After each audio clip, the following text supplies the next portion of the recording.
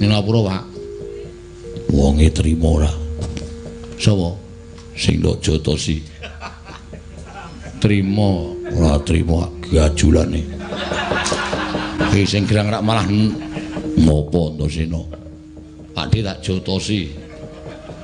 Mergane tak kira nek ngerangket kakekne Semar. Turun dalan tak antemi tak taboki nganti gila. Semar. Semar. Kuli. Kula kok kuli. Kuli sinuwun. Kowe iki piye? Takon munggane kaya kena malah tekan Negara Ngamarta tapel wates Negara Ngamarta piye? Kowe ngapusi Baladewa ya? Kowe ngapusi Baladewa. Nganti aku diajar karo Antasena, digawe pengiram-iram aku diwirang-wirang karo Antasena. Mergo aku ngeboti karo kowe. Jarene kowe munggah nang kayangan bakal gugat karo Baladewa. Lah kok klitian nang kene kowe iki janjane iso ditata apa ora kowe?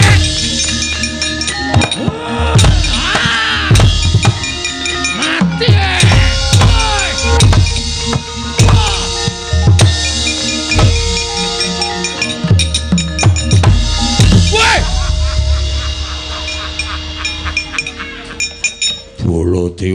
Baladewa.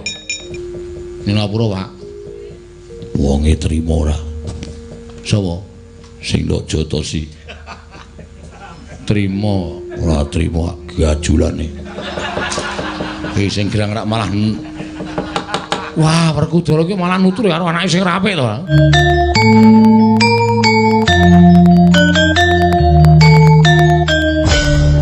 Aku sik iki kok gawe gumun to.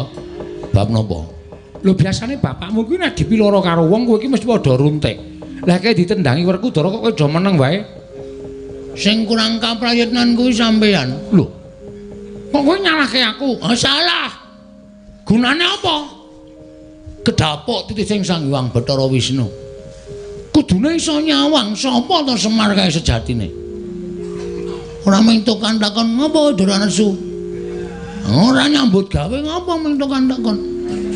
Ora edan sing edan kowe. Us. Aku ki ratu tok undhek edan. Ayo disawang. Kanggo permana jati. Sapa sejatine Semar kae?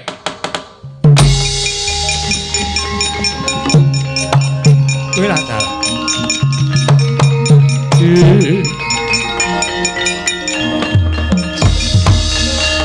Lah kok dadi saka yang ngono kedadeane. Nah, niki kula critani. Wau bapakne gelut karo sing dadi Semar nika. Lho, gelut? Nggih. Lha perkarane napa ora ngertine bapakne adu dipateni karo Kurawa. Sinuwun Mandura rawuh teng Karang Kadempel. Bapak niku ajeng ngrancang bangun desa. Sinuwun Mandura rawuh kesusul anak-anak Pandhawa. Kurawa bubar musuh anak-anak Pandhawa. Sapa anak-anak Pandhawa Petruk? Ndara Garukaca, Ndara Antasena, Ndara Antarja. Lah Sinuwun Mandura niku sak pejago karo bapak niku kok sajahe kaya atine niku ora trima. Semar iki kok ora gugat ning kayangan to. Kejanjane ngopo? Lah kok Kurawa ujug-ujug kepengin mateni karo kowe iki nek ora ana sambung rapete karo dewa tangeh lamun merga ati lan pikirane manungsa iki sing ngobahke para dewa. Nah, bapak runtik atine. Tak tanjiki teng kayangan. Kula ale gareng kali Bagong melu mrika. Kula ale gareng karo Bagong ngamuk teng mrika dewa-dewa bubar. Bapak gelut karo sing dadi Semar nika. Iya, terus Sang Hyang padha wenang medun. Heeh. Ndukani sing dadi Semar nika.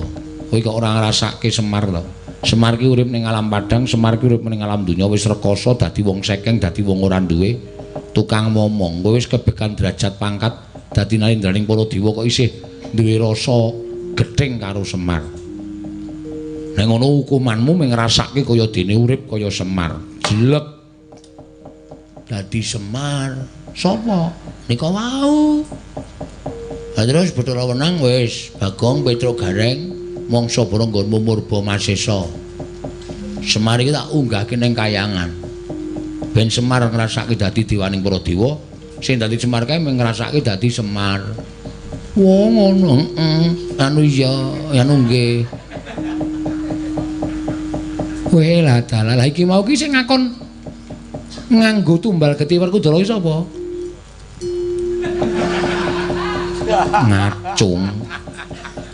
Lah kok isa-isane nglakoni mbangane tangan kula sing ngajar Semar? Lho ora mentala wong wujude Semar.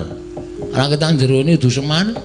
Ben diajar Ndara Werkudara. Kae engko nek nganti kena apa-apa piye? Mboten mungkin niku dewa sing dadi. Ora apa-apa, diantem wae mung lara dela mari, lara dela mari. Nek nganti disudet kuku Pancanaka. Lho, apa mlendring? Kok apa mlendring kok disudet? Ora bakal terdas. Pun tak sampean pitados kalih kula ning ra awat-awati ndak geger kanane Bagong. Apa diapusi karo Bathara Guru? Nganti saiki guru dadi dewaning para dewa iki mergo aku disingkirke ning jagat karo bapakmu. Wah, bener. Heeh, terus Bathara Guru rawuh nang nggon aku njaluk Dewa Daru Jaya Darunga dadi geger. Lho. Geger. Aku mungsuh apa jenenge? Dewa-dewa perang. Mulai edan kowe iki. Kowe iki mung ditakoni karo dewa. Nyatane menang kok. Lho. Iso menang. Ora ndelok? Ora. Wah, telat lehmu teko wae. Sona iki nang ndelok wayang jam 09.00. Ora bengi-bengi lagi teko. Ayo wong kekuatane utawa duwene kalodhangan lagi saiki kok. Lah terus Bathara Guru nyekel ces. Tri apa ta? Apa? Pusakane Bathara Guru Ces Trisula. Aku mlayu, Gareng mlayu, Petruk mlayu. Terus bapak ngadepi Bathara Guru. Bathara Guru dawuh ngene. Taunana Windanana kayu Dewa Daru Jaya Daru ora bakal tak paringke Bagong. Terus bapak syaraté apa? Aku manut. Aja kok wujud bondo donya. Patiku aku ikhlas. Nek Kakang ikhlas patine dadi srana syarat bebono kayu Dewa Daru Jaya Daru. Kakang Semar tak boyo ning kaya tak gawa-gawa. Ning kayangan tak cemplungke ning cawan kawah Candra Dimuka.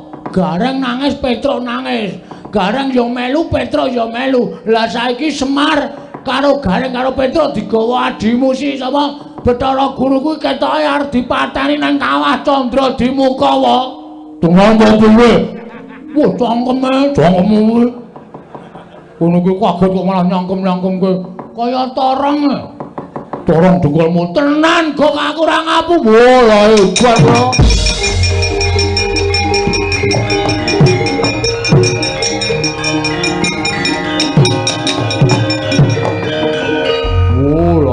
Prayol dan Manik Maya kuwi piye to ya? Karo kakane kok isih sengit kaya ngono kuwi. Lah terus piye, Gong? Lah, aku rene iki aku arep nyuwun senjata pitulung karo Siwataka. Gandeng kowe kakangne bapak. Nek kowe ora mbelani bapak, berarti kowe iki ora tresna karo bapak. Aku tresna karo bapakmu. Ah, saiki piye carane Siwataka supaya mbelani karo bapak? Wes ngono wae. Nek Siwa ora gelem mbelani karo bapak, ora mung aku sing ora trima. Nek sak anak putuku ora trima karo Wataka, ajar dhewe kowe. Se wong sapa-sapa kok arep diamuk lho. Wes mangsulan. Gong. Apa? Aku wis sumpah sak jek jumlek wis aku semoh munggah ning kayangan. Wis dadi titah ya dadi titah. Waduh. Terus? Lah nek kowe pengen njaluk pambiyantuku aku ya iso mbantu ning ora munggah ning kayangan. Sapa sing kon munggah? Kuwi tuyul mburimu kuwi. Bilung ya ora gelem munggah ning kayangan. Lah terus kowe wae munggah ning kayangan. Wo tak suwek tenan lambemu kowe. Aku iki njaluk pambiyantuku kok malah kon munggah ning kayangan. Sranane kowe tak gawe supaya gampang mlebu metu kayangan. Sranane piye?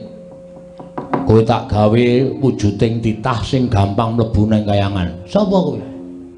Ning kowe gelem ora? Ah gelem, waton aku iso nyelametke bapak. Tak gawe tak salin wujude bendaramu Madukara. Ora guyon lho, Gek. Serius. Tenan.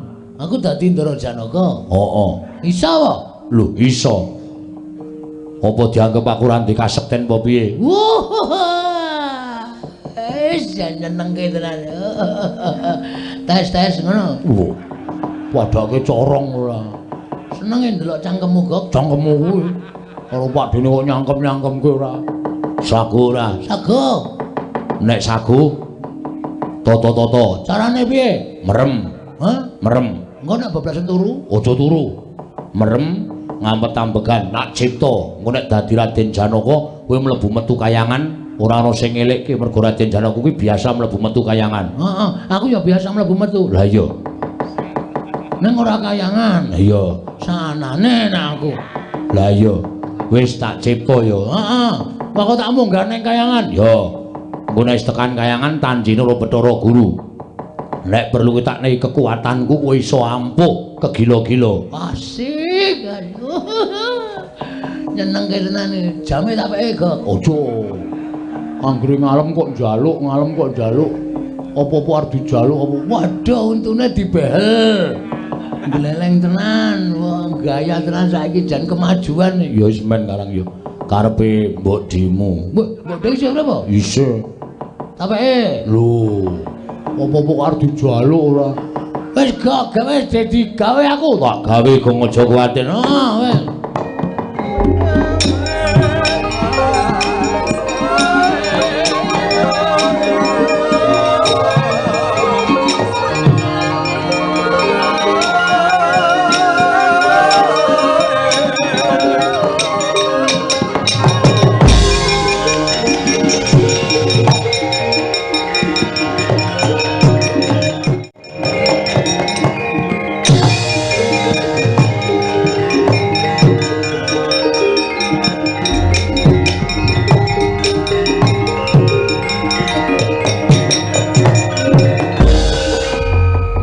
Wis.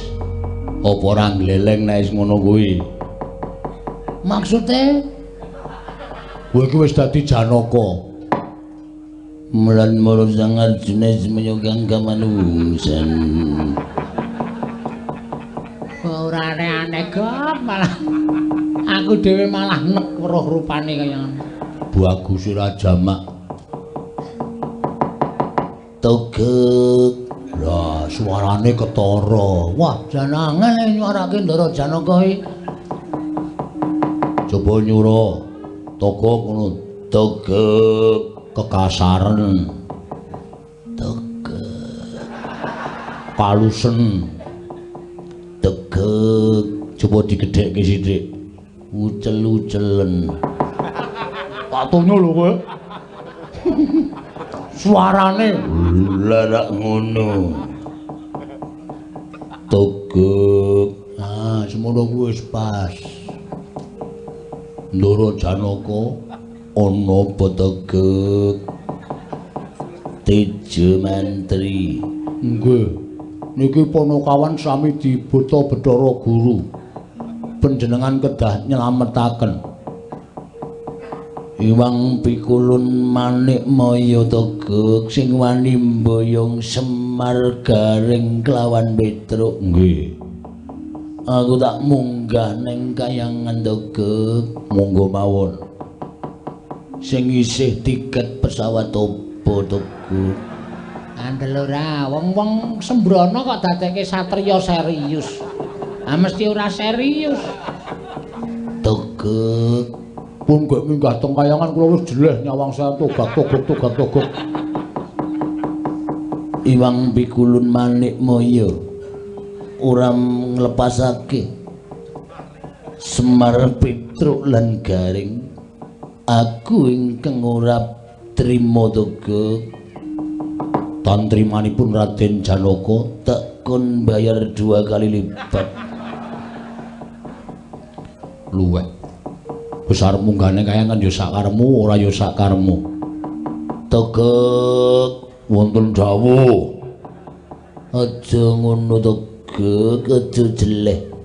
Ulun berangkat saiki. Nggih pun ngatos-atos. Togek nun. Janaka kuwi nek mlaku kudu nganggo gendhing. Mola wis iki. Iki mung arep ngrusak tatanan iki. Subo Kasminto. Subo Kastawa. nalikane wah tembange dhewe rahing dalu wong aku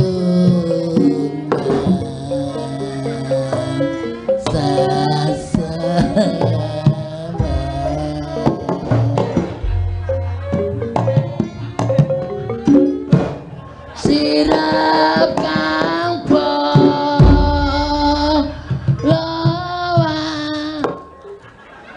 iki gerangan ya ora tanja kok, Gok. Wong Bagong kok dadekke Janaka iki rak malah kaengko ditonton kawula rak do ngisin-isin Ndara Janaka nek konangan sing asli piye? Mbok semen mutar mbok men ora. Aku ya sugah caturan ro Bagong ora mesakake garo kae malah nyaruk-nyaruk lemah bleduke ra jamak-jamak. Joget kok kaya jatilan kaya ngono. Wis benengke wae ngono. Ora ana apa-apa. Kowe kan aku engko nampa duka. Ora, wis nek ora ngono ndak Bathara Guru tuman wae ayo. Awak dhewe mangkat golek juragan. Yo.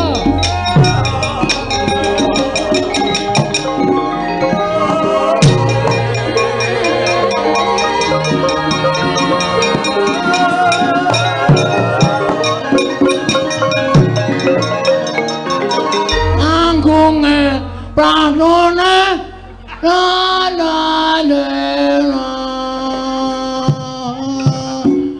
perkelaper cawete mabur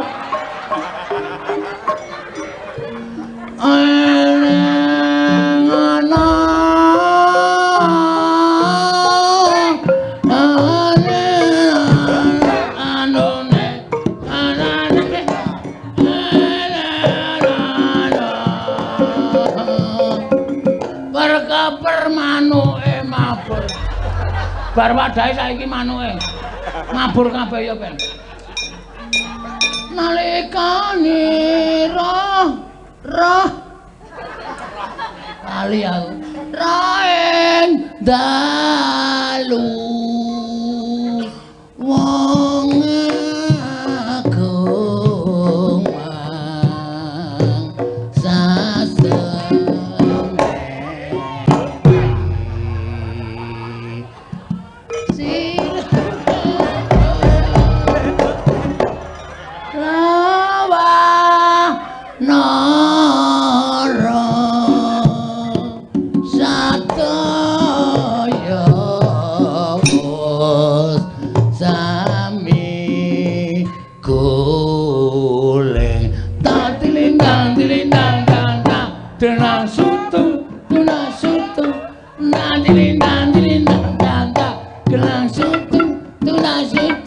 nyeneng-nyeneng ke wiyaga ki gampang kok.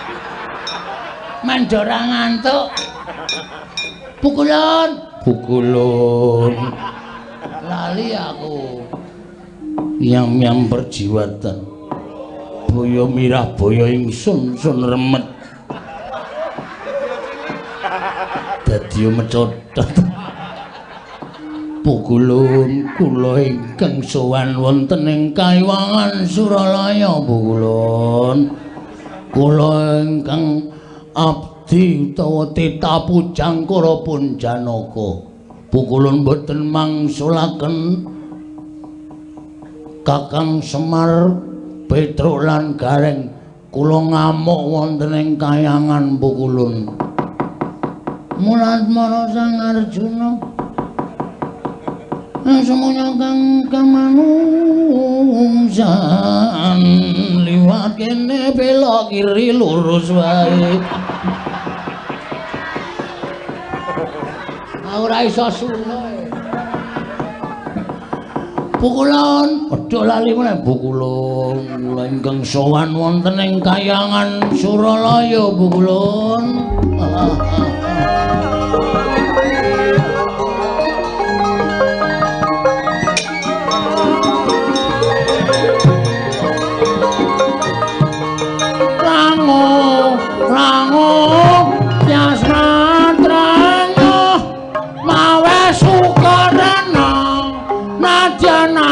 Cita ora pas kok iki Mas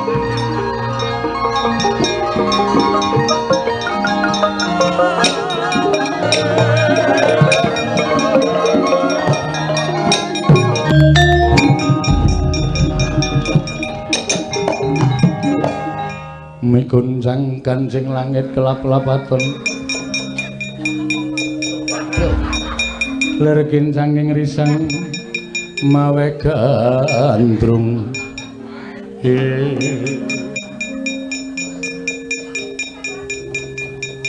Janaka ngono Arjuna kena ngapa kita satriya kok sangu watu nenamit pasang kalimantabi tinebena ngiloduni maling tang tuang bulun kulengeng mayapun Janaka ngabiyanto ngersa paduka mangadi pukulun ya Arjuna saka ngendi Janaka saking Sregen kok diarura kowe kok nek tumindak elek mesti biyo Janaka kaya ngono Janaka model ngendi Padha reja sak prapta kita niring sambikala tansah cinaket ing panguwasaning Gusti Pukulun wis ora nyambung apa sebabe kita sowan Pukulun mugi dados ing kawuningan wulan kepengker Pukulun dereng nyambayar kekirangan Kakang Rodo menika pripun? Kula sumanggaken ampun caturan kali kula. Sore Janaka kok Janaka kok debt collector iki cara ngendi? Sasi wingi ora mbayar dengkule atos kuwi ora. Pukulun Arjuna kepiye? Mekaten inggih. Iya. Apa ingin dadi sebabe Janaka kita munggah ana ing kayangan? Sepisan kula nyaosaken sembah pangabekti kula konjem ing Bantala Pukulun. Ya ulun tampa ndungkap angka kalih Pukulun. Iya Janaka. Kula madosi panakawan kula. Sapa? Setunggal Kakang Semar. Kalih Kakang Garing. 3 Kakang Petruk. Kok Kakang kabeh iki piye iki? Menawi ngendikanipun para kadang-kadang pedagang angkringan ingkang sami mirsani dhateng lelampanipun ringgit Purwosdarunadas menika kula Kakang Semar Nala Gareng kalian Petruk menika dipun beta wonten ing kayangan Suralebaya menapa inggih kaleresan mekaten Pukulun Kakang Rodo Menawi Janaka nanjihaken dhateng pun Panakawan. Monggo, dasare Janaka sing duwe Panakawan iki Janaka. Nek panjenengan dasya dhateng para Panakawan sing duwe mesti ora trima mesti goleki. Lah ndi paring dawuh kemawon. Pripun lakon sejatine ora dadak ditutup-tutupi nek pancen wis wani nanggung perkarane ya kudu wani bloko. Arjuna Pukulun badhe tindak pundi kok alarmipun muni maknuk-nuk. Janaka kok ngrungokke alarm barang iki ben ora. Wonten pundi Pukulun? Ya Janaka ulun prasaja kelawan jeneng kita. Mekaten Pukulun. Sinten Kang? Mboten kula mboten. Yen to Semar Garing lan Petruk mapan ana ing kayangan samenika wonten pundi Pukulun? Kula sangat kangen kalian Kakang Semar. Kakang Semar ulun papanake ning pinggiring kawah Candra Dimuka. Aduh Pukulun menawi kecemplung kados pundi Pukulun? Pancen sejatine niat ulun bakal nyemplungake Kakang Semar Garing lan Petruk ana ing kawah. Sebabipun menapa Pukulun? Sebab Kakang Semar wani lan panjenengan ulun. Lho kok mekaten Pukulun menapa dipun boten dipun talisih ing langkung permati? Menapa lepatipun Kakang Semar Pukulun? Menawi Kakang Semar percaya kula mboten trima Pukulun.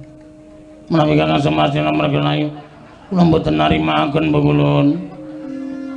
Iki kok suarane Janaka suwe-suwe kaya nduwer ta iki? Balang ngara kok kaya tuk. Edan. berarti Pukulun ora taya kowe Janaka kok berarti barang Pukulun badhe mejahi Kakang Semar gareng kalih Petruk. Iya pancen mengkono. Welada. Menawi ngaten dipun keparengaken kula nesu Pukulun. Lho, nesu kok ndadak laporan. Janaka nek panjenengan nesu ora trima ora apa-apa, nggih wong Bathara Guru ya luput tenan kok. Iblis lanang kuku karepe.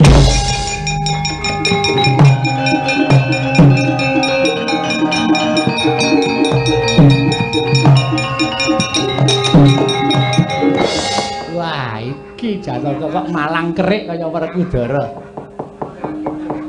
Pukulun Bathara Guru wis ora pantes dadi guru nang kayangan. Pukulun Bathara Guru pakartine sak ngisoring dilamakan. Titah ora luput ora kleru. Teko arep cemplungake ning Kawah Candra Dimuka. Aku ora nrimakake Pukulun sampeyan ora mbalekke Kakang Semar gareng Petruk ana ing jagat donya. Aku ora trima, aku ngamuk neng kayangan. Arjuna. Apa? Kita wani karo ulun. Sing tak wedeni apamu? Ora pantes Pukulun minangka dadi dewaning para dewa. Dewaning para dewa. Pukulun aku ora nrimakake. Ora mbalekke Panakawan kayangan tak gawe sungsang bawana balik guntur geni guntur angin. Arjuna Sirnakna ora prayoga uripun ning alam pandha guntur geni guntur angin.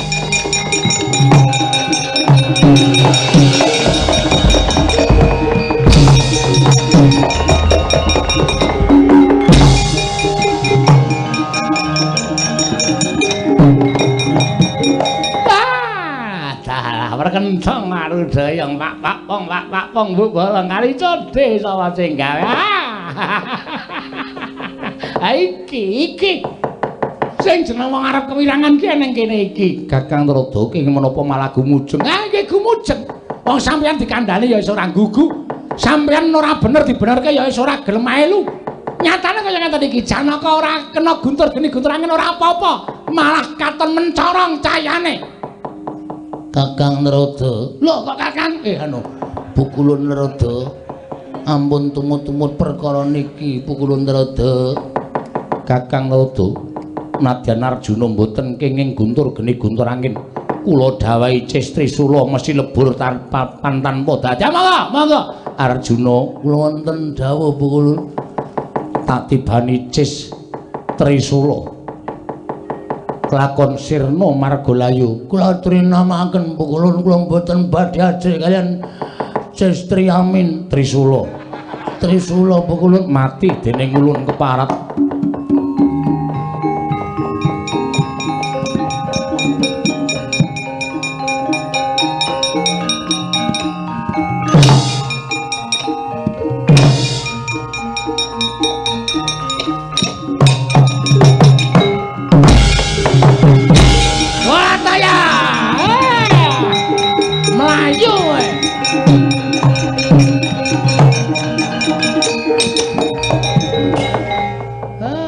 Nibani Cis Trisula ora temomo klepat lunga saka kayangan.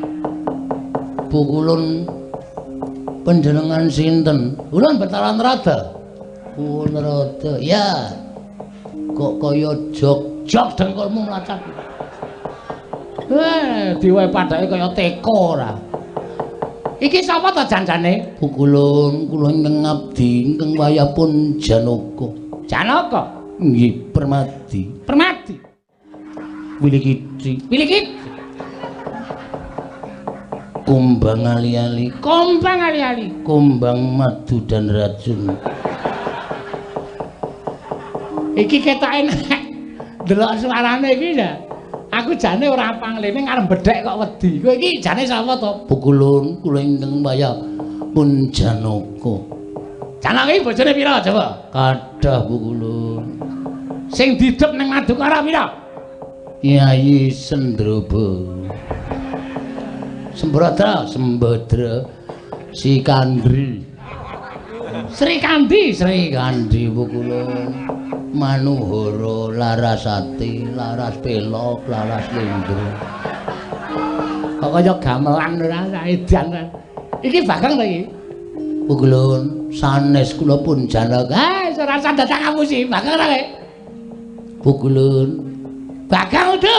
Pukulun sampun kados mekaten. Ora ngaku Bagong ta kowe. Heeh. Gua ajol sisan kowe. Kena iki ngampet omong ngerkoso e. Trondol. Lah entuk sandangan iki saka ngendi? Kula piyambak mboten mangertos Bu Kulun. Mergi kula dipun dandosi Siwatami. Tagak togok. Lah edan wis ben ngono kuwi nek ora ngono ndak Bathara Guru ora kapok. Bu Kulun, piye? Wong atuwa kita ulun wonten wong atuwa kula wonten pundi? Semar gareng karo Petruk. Inggih Bu Kulun, diponton ning pinggiring kawah. Waduh, Kakang Semar. Kakang Semar. Aja kuwatir Kakang, aku ingkang bakal mitulungi karan kowe Kakang. Nalika nalikane ora gajek-gajek kendang.